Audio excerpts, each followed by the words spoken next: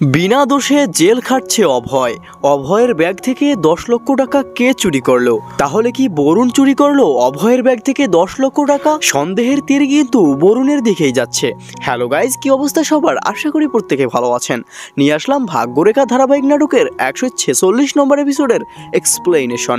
আজকের এই ভিডিওটি দেখলে আপনারা পুরোপুরি বুঝতে পারবেন 146 নম্বর এপিসোডে কি হতে চলেছে।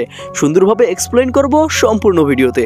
সো গাইজ, ভিডিওটি শুরু করবো তার আগে যারা এখনো পর্যন্ত আমাদের এই চ্যানেলটি সাবস্ক্রাইব করেননি, চ্যানেলটি সাবস্ক্রাইব করে পাশে থাকা বেল আইকনটি বাজিয়ে রাখবেন।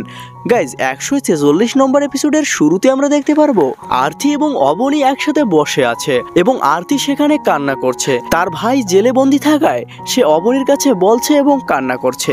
এর পরের দৃশ্যে আমরা দেখতে পারবো শ্রদ্ধা থানায় গিয়ে অভয়ের সাথে কথা বলছে। শ্রদ্ধা অভয়কে বলবে, তোমার ব্যাগ থেকে যে 10 লক্ষ টাকা পুলিশ পেয়েছে সেটা ছিল বান্টির, তাহলে আমাদের কোম্পানির 10 লাখ টাকা কে চুরি করলো? তখন অভয় বলবে, আমার কাছে সেদিন বরুণ 5 লক্ষ টাকা ধার চেয়েছিল। তখন শ্রদ্ধা বলবে, তাহলে কি বরুণই চুরি করলো? তখন অভয় বলবে, বরুণ কেন চুরি করবে? তখন আবার শ্রদ্ধা বলবে, যেই চুরি করুক না কেন আমি তোমাকে এখান থেকে নিয়ে যাবই। এরপর শ্রদ্ধা থানা থেকে বের হয়ে নিজের বাড়ি যায় আর সেখানে গিয়ে কীর্তির রুমে গিয়ে কীর্তিকে বলে, তুমি কি আমাকে একটু পানি খাওয়াতে পারবা? আমার খুব তৃষ্ণা লেগেছে। এরপর কীর্তি পানি আনতে বাইরে গেলে শ্রদ্ধা তার পুরো রুমটি তল্লাশি করবে, কিন্তু সেখান থেকে সে কিছুই পাবে না। এরপর শ্রদ্ধা কীর্তির কাছে একটু পানি খেয়ে তার জরুরি কাজের কথা বলে বাইরে চলে যায়। শ্রদ্ধা রাস্তায় হাঁটতে হাঁটতে দেখতে পারে বরুণ এবং অবনী একসাথে দাঁড়িয়ে আছে। তখন বরুণ তার ব্যাগ থেকে অনেকগুলো টাকা বের করে অবনীর হাতে দেয় এবং এই ব্যাপারটা শ্রদ্ধা দেখতে পারে এবং অবনী চলে গেলে শ্রদ্ধা বরুণের কাছে গিয়ে জিজ্ঞাসা করে, তুমি অবনীর সাথে কি করছো? তখন বরুণ বলে, অবনী আমার ফ্রেন্ড আর তার অনেক টাকার দরকার ছিল, তাই আমি কোনোভাবে টাকাটি ম্যানেজ করে তাকে দিয়েছি। এরপর শ্রদ্ধা তাকে বলে, তুমি তোমার ফ্রেন্ডকে টাকা দেওয়ার জন্য তোমার ভাইকে ফাঁসিয়ে দিলে। এরপর বরুণ অনেক রেগে যাবে এবং বলবে, তুমি কি বলতে চাচ্ছ? আমি তোমাদের টাকা চুরি করেছি? এরপর শ্রদ্ধা বরুণকে বলে, তাহলে তুমি এতগুলো টাকা কোথায় পেলে? তখন বরুণ বলে, আমি এর কৈফিয়ত তোমাকে কেন দেব?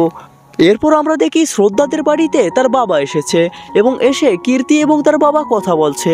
এমন সময় শ্রদ্ধার শাশুড়ি সেখানে এসে তার বাবার সামনে শ্রদ্ধার নামে অনেক আজে বাজে কথা বলতে থাকে এবং বলে, শ্রদ্ধা যখন থেকে আমার ছেলের জীবনে এসেছে তখন থেকেই আমার ছেলের জীবনটা নরক হয়ে গেছে। নিজের বোনের নামে এসব শুনে কীর্তি কোনোভাবে এগুলো সহ্য করতে পারবে না এবং শ্রদ্ধার শাশুড়ির সাথে সে অনেক চিল্লাচিল্লি করবে। এরপর আমরা দেখতে পাই সেই রুমে শ্রদ্ধার শ্বশুর মশাই এসে চিৎকার করে শ্রদ্ধার শাশুড়িকে চুপ করিয়ে দেয়। এরপর আমরা দেখি সেখানে শ্রদ্ধা এসে অনেক ভেঙে পড়ে এবং কান্নাকাটি করতে থাকে। তখন শ্রদ্ধার শ্বশুর মশাই সবাইকে রুমে যেতে বলে এবং শ্রদ্ধার শ্বশুর মশাই শ্রদ্ধার বাবাকে বলে, আমি এদের হয়ে আপনার কাছে ক্ষমা চাচ্ছি, আপনি এই মুহূর্তে শ্রদ্ধাকে একটু সামলান। এর পরের দৃশ্যে আমরা দেখতে পারি বরুণ এবং তার বাবা পুলিশ স্টেশনে গেছে উকিল নিয়ে আর সেখানে গিয়ে অভয়কে সারানোর ব্যাপারে সে কথা বলছে। তখন বরুণ বলতে থাকে, টাকাগুলো যেহেতু আপনারা বাড়ি থেকেই পেয়েছেন তাহলে আপনারা কিভাবে বলতে পারেন টাকাগুলো চুরি করা হয়েছে?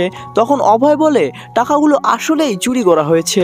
এরপর বরুণ অভয়কে সাইডে নিয়ে বোঝাতে থাকে এবং বলে, তুমি এরকম বললে কিভাবে আমরা তোমাকে এখান থেকে বের করে নিয়ে যাব? এরপর আমরা দেখি শ্রদ্ধার বাবা শ্রদ্ধাকে সান্ত্বনা দিচ্ছে। এর পরের দৃশ্যে আমরা দেখতে পারবো রাতে সবাই একসাথে ডিনার করতে বসেছে। তখন শ্রদ্ধা তার শাশুড়িকে খেতে বললে তার শাশুড়ি বলে, আমার ছেলে জেলখানায় বন্দি আর তুমি আমাকে খেতে বলছো? এরপর শ্রদ্ধাকে সে আজে বাজে বলতে থাকে। এরপর শ্রদ্ধা বলে, আপনি চিন্তা করবেন না, আমাকে 24 ঘন্টা সময় দিন, 24 ঘন্টার মধ্যে আমি আপনার ছেলেকে বের করে নিয়ে আসবো। সো গাইজ, এই ছিল ভাগ্যরেখা ধারাবাহিক নাটকের 146 নম্বর এপিসোডের এক্সপ্লেনেশন এবং 147 নম্বর এপিসোডে আমরা দেখতে পারবো রাতে কোনো একজনের ছায়া দেখে শ্রদ্ধা বাইরে যাবে এবং বাইরে গিয়ে দরজা খুলতে গেলেই তাকে পেছন থেকে লাঠি দিয়ে কেউ একজন আঘাত করবে। সো গাইজ, আগামীকালকে 147 নম্বর এপিসোডটি আপলোড করা হবে আমাদের এই চ্যানেলে। সো সবার আগে এটি দেখতে হলে এখনই চ্যানেলটি সাবস্ক্রাইব করে পাশে থাকা বেল আইকনটি বাজিয়ে রাখবেন। ধন্যবাদ সবাইকে।